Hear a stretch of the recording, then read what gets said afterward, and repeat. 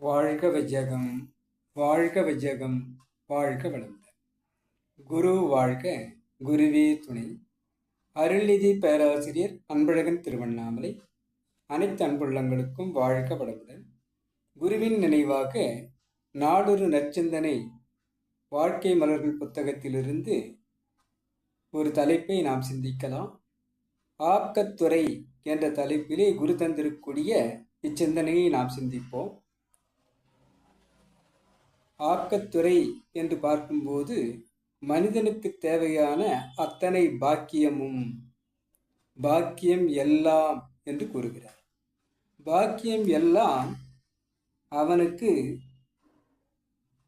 வினையின் விளைவாக, செயலின் விளைவாக அவனுக்கு கொடுக்கப்பட்ட அந்த பாக்கியம் அனைத்தும் அவனை சேர்ந்ததுதான்.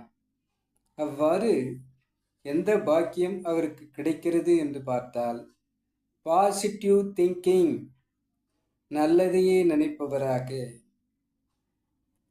இனிமேல் நான் நல்லதையே, நல்ல காரியங்களையே செய்யவும் நினைக்கவும், இதற்கான எனது ஆற்றலையும் உடல் திறத்தையும் நான் முழுவதுமாக அர்ப்பணிப்பேன் என்று உறுதி யாரெல்லாம் அளிக்கிறார்களோ அவர்களுக்கு பாசிட்டிவ் திங்கிங், ஆக்கத்துறை அவருக்கு அமைந்து போகும்.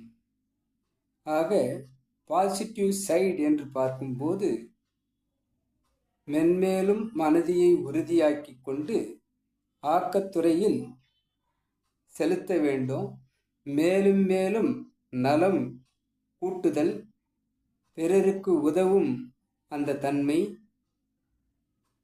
யான் இனி அனைவருக்கும் உதவி செய்து வாழ்வேன், இயன்ற அளவுக்கு என்னால் முடிந்த அளவுக்கு உதவுவேன் என்று இறை ஊற்றாக, இறைக்கும் கிணறு எவ்வாறு சுரக்கிறதோ அதுபோல் இறைவன் நீங்கள் இந்த எண்ணத்தில் வரும்போது உங்களுக்கு அனுப்பிக்கொண்டே இருப்பான்.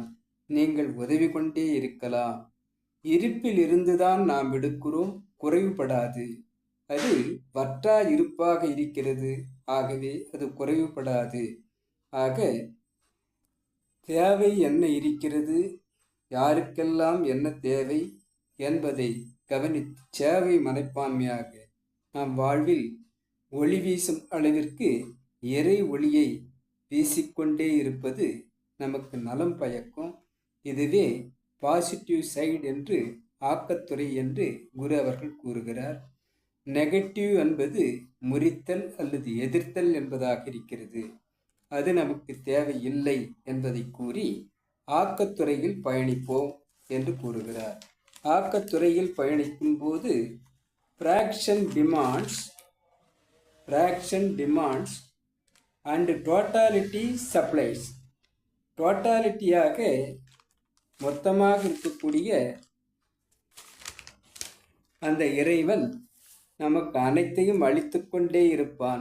நம்முடைய எண்ணம், சொல், செயல் அத்தனையும் பிறருக்கு பகிர்ந்து அளிப்பதாக, ஒத்தும் உதவியும் நாம் வாழ்வதாக, அந்த இறை சிந்தனையோடு சேவையில் ஈடுபடுவதாக நாம் மாறும்போது ஃப்ராக்ஷன் டிமாண்ட்ஸ், உங்களுக்கு என்னெல்லாம் தேவையோ அந்த இறைவனிலிருந்து துண்டுபட்டு வந்திருக்கக்கூடிய நமக்கு மொத்த உருவமாக இருக்கக்கூடிய, இருப்பு நிலையாக இருக்கக்கூடிய அந்த இறைவன் நமக்கு கொடுத்து கொண்டே இருப்பான்.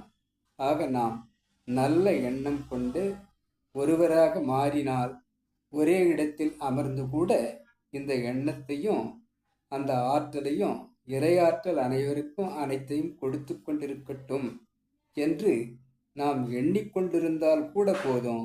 இறைவன் என்னென்ன நமக்கு தர வேண்டும் என்பதை எல்லா திசைகளிலிருந்தும் நமக்கு உதவியாக அனைத்தையும் செய்து கொண்டே அனைவருக்கும் கொண்டு சேர்ப்பதாக நம்மை மாற்றி விடுவான். ஆக இறை தன்மையில் நாம் இருக்கும்போது, நாம் சிந்தித்த போது, கடவுள் போல் வந்து காப்பாற்றினீர்கள், கடவுள் போல் வந்து இதை உதவினீர்கள் என்று மனிதனை நாம் கூறுவதை நாம் பார்க்கிறோம். அப்பொழுது அவருக்கு அந்த இறை சொரூபமாகவே அந்த மனிதன் தெரிந்ததை நாம் சிந்திக்கலாம். ஆக யாரெல்லாம் பிறருக்கு உதவ வேண்டும் என்று நினைக்கிறார்களோ அவர்களுக்கு ஆக்கத்துறை அதிகமாகிக் கொண்டே இருக்கும், இறை ஊற்று பீரிட்டு கொண்டே இருக்கும், அனைவருக்கும் உதவும் தன்மை இருந்து கொண்டே இருக்கும். ஆக ஃப்ராக்ஷன் டிமாண்ட்ஸ் டோட்டாலிட்டி சப்ளை. நீங்கள் எதுவும் தேடி அவருக்கு கொடுக்கப் போவதில்லை. இருப்பாக இருக்கக்கூடிய இறைநிலையில் இருந்துதான் அனைத்தும் கொடுத்து கொண்டிருப்பதாக, அந்த இறைநிலையே உங்களை மாற்றிவிடும் என்பதாக, எல்லா திசைகளிலிருந்தும் உங்களுக்கு உதவிகள் வந்து கொண்டே இருக்கும் என்பதாக, இந்த ஆக்கத்துறை என்பதை நாம் எண்ணத்தாலும் சொல்லாலும் செயலாலும் அனைவருக்கும் கொண்டு சேர்க்க வேண்டும் என்ற அந்த ஆக்கத்துறையை மனதில் நினைத்தால் போதும், நமக்கு அனைத்தையும் இறையாற்றல் செய்து வைக்கும் என்பதாக இச்சிந்தனையை குரு அவர்கள் கூறியிருக்கக்கூடிய இச்சிந்தனையை நாம் சிந்திக்கலாம். சிந்தனை கொடுத்த குருவிற்கும், என்னுள் விளக்கத்தை ஏற்படுத்திய இறைநிலைக்கும், இதுகாரும் செய்மடுத்த அனைத்து அன்பு உள்ளங்களுக்கும் நன்றி, நன்றி, நன்றி. வாழ்க வளமுடன் என வாழ்த்து நிறைவு செய்கிறேன். வாழ்க வளமுடன்.